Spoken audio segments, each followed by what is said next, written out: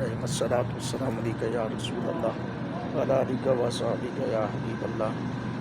یہ جو مسجد ہے جس میں میں آیا کھڑا ہوں، یہ مسجد سیدنا عباس رضی اللہ تعالیٰ عنہ، عبداللہ ابن عباس رضی اللہ تعالیٰ عنہ مسجد ہے، جس میں آج میں نے نماز مغرب باجماعت ادا کرنے کی سعادت حاصل کی ہے۔ یہ آپ دیکھ سکتے ہیں، مسجد عباس رضی اللہ تعالیٰ عنہ بہت وسیع، بہت پیاری مسجد ہے، اور میری یہ خوش بختی یہ طائف کے اندر موجود ہے، طائف میں، جی ہاں، وادی طائف۔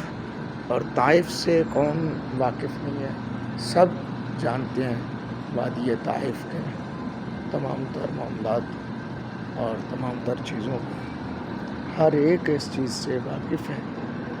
اور حضرات گرامی، یہ حضرت عباس رضی اللہ تعالیٰ عنہ کے نام سے منسوب ہے، یہ مسجد یہ منسوب ہے۔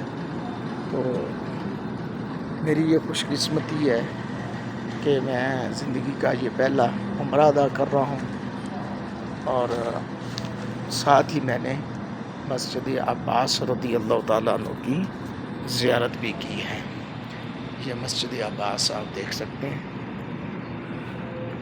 مسجد عباس رضی اللہ تعالیٰ عنہ، یہ آپ دیکھ سکتے ہیں۔ یہ ماشاءاللہ ابھی میں آپ لوگوں کو محراب و منبر کی طرف لے کر جاؤں گا۔